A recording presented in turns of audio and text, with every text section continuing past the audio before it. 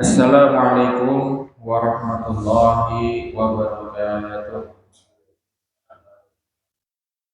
Alhamdulillah wa syukru ala nikmatillah wassalatu wassalamu ala rasulillah wa ala alihi wa sahbihi wa wala. Rabbi shrah li sadri wa yassir li amri wa hlul 'uqdatam min lisani yafqahu qawli. Qala Allah Ta'ala fi kitabil karim wa asdaqul qa'ilin a'udzu billahi minasyaitonir rajim. Bismillahirrahmanirrahim. يا أيها الذين آمنوا اتقوا حق تقاته ولا تموتن إلا وقال تعالى أيضا ولتكن منكم أمة يدعون إلى الخير ويأمرون بالمعروف وينهون عن المنكر وأولئك هم المفلحون. Sadaqallahu adzim. Alhamdulillah, puji dan syukur marilah kita senantiasa panjatkan kehadirat Allah Rabb semesta alam yang telah memberikan berbagai macam kenikmatan kepada kita, menganugerahkan kesehatan lahiriah batiniah kita, sehingga kita pada subuh yang sudah separuh bulan suci Ramadan ini kita lewati masih terus istiqomah mengikuti kegiatan kuliah subuh, masih terus istiqomah dalam bertakarruf kepada Allah Subhanahu wa Ta'ala, baik berupa saum, tilawah, sholat tarawih dan sholat sunat lainnya. Mudah-mudahan Allah Subhanahu wa Ta'ala memberikan pahala yang berlipat kepada kita atas amalan-amalan kita dan diterima oleh Allah Subhanahu wa Ta'ala. Amin ya Allah ya Rabbal alamin. Salat dan salam semoga senantiasa terlimpah curah kepada junjungan alam suri taula dan umat manusia yang habibana Nabi Muhammad sallallahu alaihi wasallam. Juga mudah-mudahan terlimpah curah kepada keluarganya, para sahabatnya, para pengikutnya hingga kita sebagai umatnya, yang mudah-mudahan mendapatkan syafaatnya nanti di yaumil akhir. Amin ya Allah ya Rabbal alamin. Hadirin jamaah rahimakumullah. Tema kuliah subuh pada kali ini adalah amar ma'ruf nahi munkar. Perlu kita ketahui terlebih dahulu bahwa dari sekian banyak kewajiban, ada kewajiban-kewajiban yang terkadang bagi sebagian umat Islam ini merupakan, yaitu apa? Salah satunya adalah amar ma'ruf nahi munkar. Juga perintah amar ma'ruf nahi munkar ini adalah perintah yang istimewa, khusus hanya dibebankan kepada umat Nabi Muhammad. Umat-umat terdahulu tidak ada beban ataupun tidak ada kewajiban. Jadi hanya dilakukan oleh para nabi dan rasulnya. Umatnya tiada berkewajiban untuk melakukan amar ma'ruf nahi munkar. Sedangkan umat Nabi Muhammad SAW selain nabi ya untuk menyampaikan risalah, maka umatnya dibebankan atau mendapatkan taklif, diwajibkan. Ini harus kita catat, Pak. Jadi selain kita sholat, puasa, zakat, ternyata amar ma'ruf nahi munkar ini hukumnya wajib. Ya, perlu dicatat, wajib. Mengapa demikian? Inilah keistimewaan umat Muhammad SAW. Mungkin kita sebelum membahas lebih dalam ayat yang saya baca tadi, surat favorit yang sering kita baca, ini tafsirnya banyak sekali, Pak. Ayatnya pendek, penjelasannya panjang. Itu apa? Surat apa? Al-Asr. Demi masa waktu. Hafal saya yakin ya. Wal asr. Innal insana fi khusr. Demi masa sesungguhnya manusia itu kerugian, rugi. Kecuali apa? Yaitu orang yang beriman, beramal soleh, kemudian saling menasihati dalam kebenaran dan kesabaran. Ini kita bahas singkat saja. Suratnya pendek, pembahasannya sebetulnya panjang. Mari kita perhatikan Allah Subhanahu wa taala diawali dengan sumpah. Ya. Wow, itu adalah wow sumpah. Wow al-qasam, sumpah. Jadi untuk pembahasan bahasa Arab itu wow itu macam-macam. Jadi kalau depan itu biasanya sumpah demi masa. Mengapa demi masa? Kita singkat saja. Diibaratkan waktu atau masa itu adalah modal yang diberikan kepada siapa? Manusia selama hidup di dunia. Gimana kalau modal itu? Modal itu bisa untung, bisa rugi, bisa impas. Pada hakikatnya kalau impas itu bagi seorang pengusaha itu kategorinya nyerempet rugi. Ya, kalau bagi seorang pengusaha mengerti ya, ada BEP, break even point segala macam. Sebetulnya kalau impas itu kategorinya mendekati rugi. Yang namanya pengusaha, kalau yang namanya bisnis itu untung yang dicari. Makanya dalam ayat berikutnya, manusia itu kebanyakan itu rugi. Mengapa demikian? Ya. Salah satu yang menjelaskan tentang kerugian ini, manusia ini jangan dulu berbicara yang haram, jangan. Yang mubah. Jadi lobating memubahna. Kalau mubah itu tidak akan mendapatkan apa-apa. Jadi jatah waktu yang diberikan 24 jam mubahnya terlalu banyak. Mubah itu enggak dosa. Terlalu banyak, artinya dia tidak meraup untung. Waktu sama 24 jam. Si A menghabiskan sama 24 jam, si B sama 24 jam. Yang satu dipakai tidur saja, yang satu dipakai tilawah. Pada hakikatnya itu rugi. Karena dari 24 jam hanya dipakai tidur, lebih banyak tidur. Ini hal yang mubah, bukan yang haram. Artinya tetap kategorinya rugi. Modal sudah dikasih, ya kalau diibaratkan uang, gitu, dikasih nih, silahkan diputar ke. Gitu. Nah modal kita itu adalah waktu. Waktu berpacu terus berkurang, ternyata tidak dipakai untuk menghasilkan pahala. Ini disebut dengan profit kita itu pahala. Kata Allah, manusia itu sebenarnya banyaknya itu dalam kerugian. Jadi begitu, karena manusia itu banyak melakukan hal-hal yang mubah, jangan dulu yang berkaitan dosa, mubah saja. Jadi dalam satu hari itu poinnya sedikit, maka benar bahwa manusia itu ternyata banyak kerugian. Kecuali apa? Yaitu yang beriman. Jadi iman ini kunci yang pertama. Ada yang bertanya ya. Ini saya lihat dari ceramah-ceramah yang lain gitu ya. Katanya Allah itu enggak adil karena banyak orang yang tidak beriman kepada Allah, yaitu baik di dunianya, dia itu sering berderma, memberikan pertolongan kepada orang, masa masuk neraka hanya gara-gara tidak beriman kepada Allah. Ini bagaimana cara menjawabnya? Dia itu berbuat itu hanya untuk dunia. Ternyata Allah Subhanahu wa taala meminta perbuatan itu harus didasari oleh keimanan. Ya. Mereka beramal dunia, maka apa yang mereka dapatkan dunia. Sedangkan Allah menginginkan amal itu supaya menjadi amal soleh yang bernilai pahala. Makanya iman ini diibaratkan daftar dulu, ya, pendaftaran dulu. Supaya gampangnya saya ambil analogi. Ketika kita ada anak sekolah, ikut belajar, ikut ngumpulin tugas. Begitu beres selesai sekolah, dia nggak dapat ijazah. Kesalahannya apa Pak? Dia nggak daftar. Jadi paling pertama yang harus dilakukan itu adalah daftar dulu ke sekolah itu.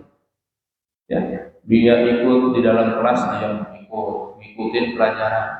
Begitu saman, dia nggak dapat rapor karena apa? Tidak ada catatannya. Dia ikut ngumpulin tugas, ya, tapi dia sia-sia karena apa? Di awal dia nggak mendaftarkan diri. Inilah disebut dengan syahadat. Betapapun kita melakukan amal, ya, kita nggak daftar dulu, yaitu apa? Syahadat kita itu. Baru kita akan memperoleh yang disebut dengan amal soleh. Nah, selanjutnya dalam ayat tadi Al-Asr, ya, Allah Subhanahu wa taala tidak akan menganggap kalau hanya iman yang diucapkan saja, berlisan, takrir dengan hati, bil qalbi, maka harus apa? Dengan beramal dengan jawari yang disebut dengan amal soleh. Baru dikatakan amal soleh itu jika sesuai dengan syariat, jika dalam area iman. Jadi kalau kita berpuasa, landasannya itu ingin mendapatkan yang lain, ya tidak akan jadi amal soleh. Sholat jika bukan karena Allah, tidak akan jadi amal soleh. Maka harus ikhlas karena Allah Ta'ala dan sesuai dengan Tuhan. Ini yang disebut dengan amal soleh. Dikatakan amal soleh, ya harus beriman dahulu. Ini urutan iman, amal soleh. Nah, ini yang satu lagi unik, yaitu saling menasehati. Ini adalah inti daripada amar ma'ruf nahi munkar itu. Salah satunya poin dari amar ma'ruf nahi munkar itu adalah menasehati kepada saudara kita dalam apa? Hal kebenaran dan kesabaran. Lalu pertanyaannya, apakah saling menasehati ini bukan termasuk amal soleh? Kan begitu ya Pak. Kalau dalam bahasa Indonesia ada istilah dikhususkan, ya, dari satu kalimat kemudian ada pengkhususan. Sebagai contoh, ya, kalau bapak-bapak misalnya mendengarkan sambutan, dalam mukadimahnya biasa begini, kepada yang terhormat, ya, disebutkan Bapak Kepala, terus diakhiri dan hadirin wal hadirat. Pertanyaannya, apakah Bapak Kepala A, B, C sampai lurah sampai RT bukan termasuk hadirin? Hadirin kan? Tapi diistimewakan. Yang disebutkan tadi, Bapak Kepala Camat, Bapak yang terhormat, Ketua DKM yang terhormat, Al-Mukarram, yang terakhir hadirin wal hadirat. Ada kekhususan yang disebutkan. Maka amal yang disebut dengan nasihat, saling menasihati ini adalah amal yang dikhususkan daripada sekian banyak amal soleh. Nasihat menasihati adalah amal soleh, tapi dikhususkan, saking istimewanya dikeluarkan, disebutkan, kan begitu, ya, saking istimewanya. Tapi kalau hadirin wal hadirat, udahlah, aja, tidak disebutkan, ya, amal-amal yang lain tidak dikhususkan. Tapi ini setelah terasa amal soleh, ada amalan istimewa yang dikhususkan dari sekian banyak amal soleh. Mengapa demikian? Nah, ini mari kita bahas, ya, pada pertemuan kali ini. Mengapa amal yang berupa amar ma'ruf nahi munkar, ya, jadi apa sih amar nahi munkar? Salah satunya tadi saling menasihati, tausiah, amar ma'ruf, ya, mengajak kepada kebaikan. Yang kedua, nahi munkar, mencegah kepada kemungkaran. Ini adalah nasihat, ya. Karena dalam menasihati itu diperlukan juga kesabaran, ya. Kesabaran, mengapa dikatakan kita perlu kesabaran dalam menasihati? Coba saja, kita masing-masing punya anak Pak, ya. Apakah kalau kita mau nyaram atau ngajak anak kita cukup sekali? Saya yakin enggak. Sholat, ayo sholat. Gak mungkin langsung anak kita itu, ya kita juga pernah anak-anak pernah susah gitu ya, mau orang tua, ayo, kadang bawa cepretan dulu, ayo sholat gitu ya. Misalnya satu perkara sholat, ayo ngaji, ayo baca Quran, ya. Sampai berulang-ulang saya di rumah itu habis subuh awas baca Quran dulu, gitu ya. Ternyata enggak, diulang lagi terus. Kalau enggak sabar, itu pasti ditinggalkan. Itu baru mengajak. Bagaimana dengan nahi mungkar? Kalau enggak sabar, lari kita. Karena apa? Sangat beresiko. Nahi mungkar beresiko. Ya. Kalau amar ma'ruf paling cuma enggak digubuk, ya, enggak dilaksanakan. Nah, hadirin jemaah rahimahullah. Mari kita bahas yang disebut dengan amar ma'ruf nahi mungkar. Salah satu kewajiban yang terkadang terlupakan. Ada saya bukan ustaz. Itu mah biarin kewajiban ustaz. Maka setelah bubar dari kuliah subuh ini, jangan ada lagi anggapan bahwa dakwah yang ud'u ila sabili rabbika bil hikmah wal izzatil hasanah wa jadilhum billati hi ahsan. An-Nahl 125. Ya, ayat terakhir kalau tidak salah. Serulah manusia kepada jalan Tuhan. Ini perintah. Kepada siapa? Kepada umat Nabi. Ya. Jadi bukan untuk ustaz, ya. Bukan untuk kiai, tetapi untuk umat Nabi Muhammad SAW. Serulah manusia kepada jalan Tuhan dengan hikmah. Ya, tadi hikmah itu dengan argumen, dengan hujah, dengan dalil, bukan dengan perasaan, apalagi dengan hawa nafsu. Kemudian apa? Wajadilhum billati ahsan. Jika kemudian terjadi perdebatan, jika terjadi diskusi, maka kita itu harus dengan cara yang ahsan. Ini isim tabdil. Kalau dalam bahasa itu superlatif, paling ya, tercantik, ya, terhebat. Ya. Kalau dalam bahasa itu superlatif yang menggunakan mos atau EST, ya, kata sifatnya itu, dengan cara yang paling terbaik. Kalau terjadi perdebatan, itu yang dilakukan oleh para nabi, oleh orang salafus saleh. Bagaimana berargumen? Sebagai contoh, ya, ketika Nabi Muhammad SAW mendapatkan wahyu untuk kemudian menyeru kafir Quraisy ketika itu, mengumpulkan para pamannya. Jadi pamannya itu banyak. Jadi keluarganya dulu dikumpulkan. Ya. Kemudian apa? Yaitu dengan menyebutkan nama-namanya dulu, ya. Jadi dari itu ya gitu ya, yang saya hormati para paman.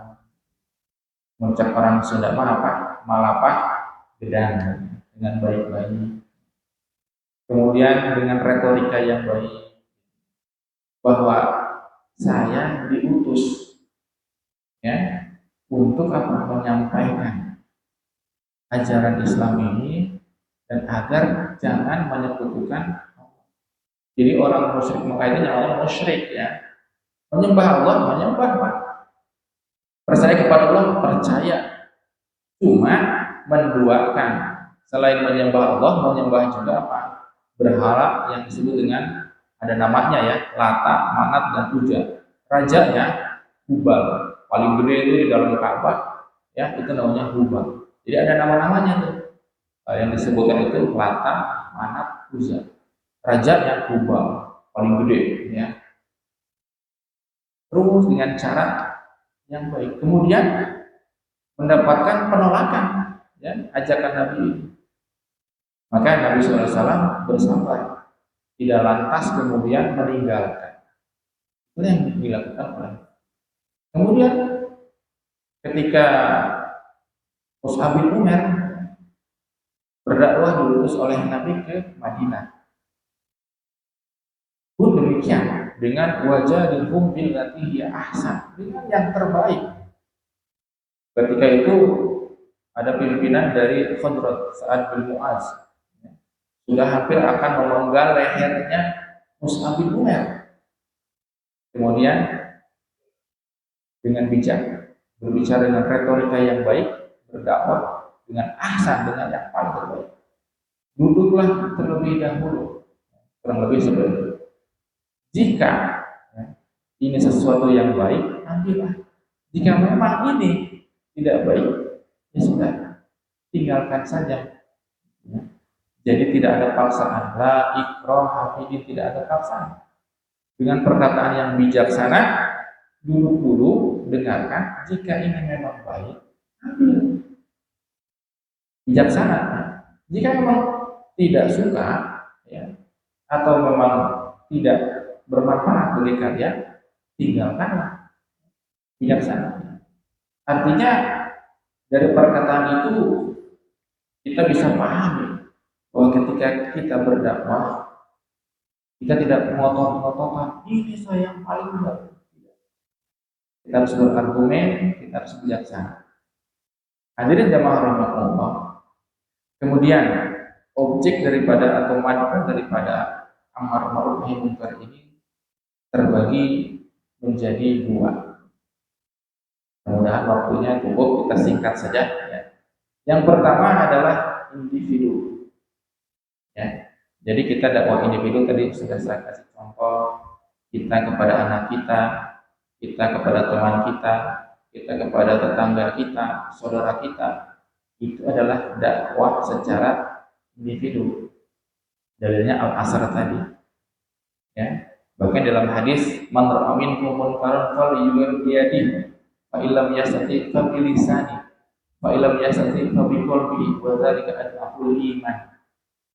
Kalau kalian ya, berarti kalian itu memang kita. Seruannya itu bukan ustaz.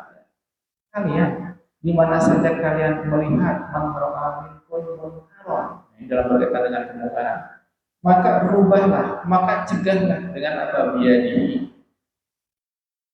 Ya, mungkin saya pernah menjelaskan biyadihi ini maknanya adalah kiasan, bukan hanya kekuatan sifatnya fisik. Ya, jadi kalau dalam pengertian itu maknanya luas, ya, tidak menyempit tapi meluas. Yaitu bisa dengan kebijakan. Ya, kalau seseorang punya kekuatan, misalnya dia ketokohan. Biasanya kan kalau manusia ini galibnya wajarnya, kalau orang yang ngomong itu yang tokoh, kalau yang ngomong itu pentolan, kalau yang ngomong ini andel kantongnya misalnya itu, didengar kan? Ya, saya pernah punya pengalaman seperti itu. Suatu ketika saya menyampaikan al-haq, kebenaran, tolak mentah-mentah. Yang ngomong level top, ya, langsung digugu dan ditiru.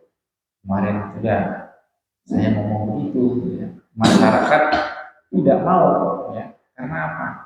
Biadihinya nggak ada saya. Ya. Saya nggak punya power. Siapa dulu, ya, penduduk baru. Tapi yang ngomong tokoh. Ya, jadi perlu saya sebutkan. Dulu waktu saya tinggal di kampung, saya menyampaikan al-haq, kebenaran, bahwa ini nggak boleh sebetulnya. Wah, apa? Dari dulu juga gini. Ya, ya sudah, apa? Suatu ketika saya mengontak tokoh itu menyampaikan, jempet, apa jempetnya? Diam. Mungkin mengingat-ingat pernah ada yang ngomong gitu. Langsung, ya, diikuti bahwa suatu perbuatan itu tidak dilaksanakan lagi oleh masyarakat. Ini biadihi. Jadi kemungkaran terhenti langsung. Ya. Misalnya dengan jabat, dengan tanda tangannya. Ya, saya datang, misalnya contoh saja, atau bapak-bapak, jangan mogok-mogokan di sini, mari, gitu misalnya ya. Tapi teken Satpol PP datang, gimana? Bubar itu ya. Jangankan usah pakai ngomong-ngomong, baru aja dengar bunyi sirene Satpol PP, bersih. Karena apa? Biadihi, dengan kebijakannya, ya, dengan perbuknya, mungkin gitu ya. Tanda tangan harus tidak boleh ada miras di Purwakarta, baik 1%, berapa persen, bersih. ya beres. Kisah sedikit, kisah lama ya, di Bulukumba. Saya baca dari sebuah majalah. Bulukumba itu, mohon maaf ya, tidak Islami seperti kita dalam tanda kutip.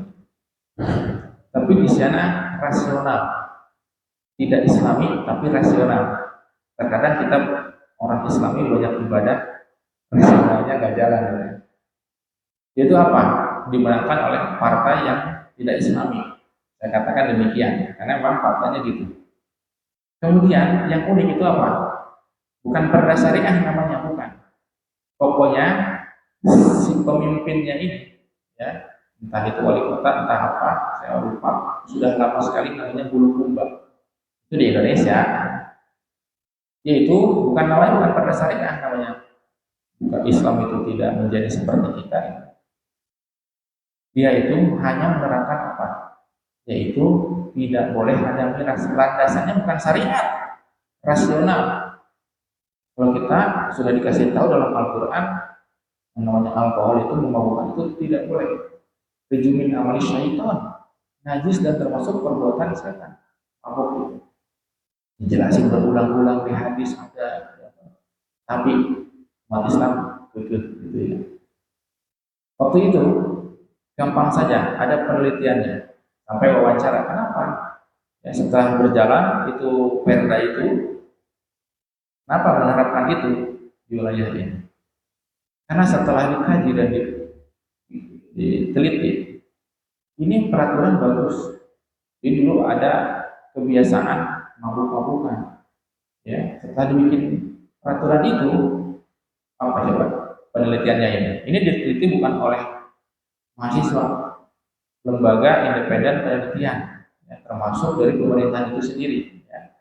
Ya akan ada dicek tentang Bulukumba, cuma tahunnya saya lupa. Itu berdampak kepada 3 aspek. Satu, keharmonisan keluarga, perekonomian, keamanan. Dari satu perda miras itu, keharmonisan keluarga apa? Para ayah itu pulang lebih cepat, jadi menyimpang lah. Ya, jadi itu seperti tradisi gitu. Kalau di Jepang itu kan kalau pulang kerja itu minum sake, itu tradisi ternyata. Begitu nyimpang dulu. Kalau di Aceh nggak ada kedai kopi, karena itu kedainya itu kedai miras. Pulang lebih cepat karena nggak ada kedai miras, dibabat habis oleh wali kotanya, oleh bupati, oleh penguasa. Nggak ada. Yang perda takut semuanya. Ini biadi ini, saya lagi nontonnya biadi. Keharmonisan keluarga karena para ayah tidak lagi mau. Akhirnya apa? Pulang cepat, ketemu keluarga, anak istri, lebih harmonis, akal sehatnya juga jadi jalan. Ya, dengan anak bercengkrama, jadi tidak mabuk lagi. Ya, naik grafiknya katanya. Hasil penelitiannya dari 6 bulan diterapkan. Kemudian perekonomian jelas. Buat orang berpikir, oh nanti nggak ada yang jual miras segala macam, justru perekonomian meningkat katanya. Karena apa? Produktif. Produktif. Ya. Karena akal warasnya dipakai. Produktif. Ya. Jadi perekonomian kalau produktif gimana? Ya naik. Ya. Yang tadinya dipakai mabuk-mabukan, pulang ke rumah, ya, kemudian dia berpikir usaha segala macam, ya, dan lain sebagainya. Singkat kata, perekonomian naik. Yang ketiga, keamanan jelas. Kriminal turun. Kenapa? Kalau orang yang melakukan kejahatan, umul jaroim itunya apa? Induknya daripada kejahatan itu, umul jaroim itu tiada lain adalah diawali dari mabuk. Itu kejahatan. Mungkin kita sering mendengar kisah ada orang kuat dengan wanita nggak jadi zina, ada orang kuat nggak jadi mencuri, dikasih mabuk sedikit, semuanya dapat, zina, membunuh, maling, gara-gara umul jaroim, apa induknya kejahatan. Ini minum biadi tidak sanggup dengan lisan. Ini para ulama kita ini, ya, Kita itu dengan lisan. Kemudian jika kita tidak sanggup dengan hati, kalbu, ini adalah selama.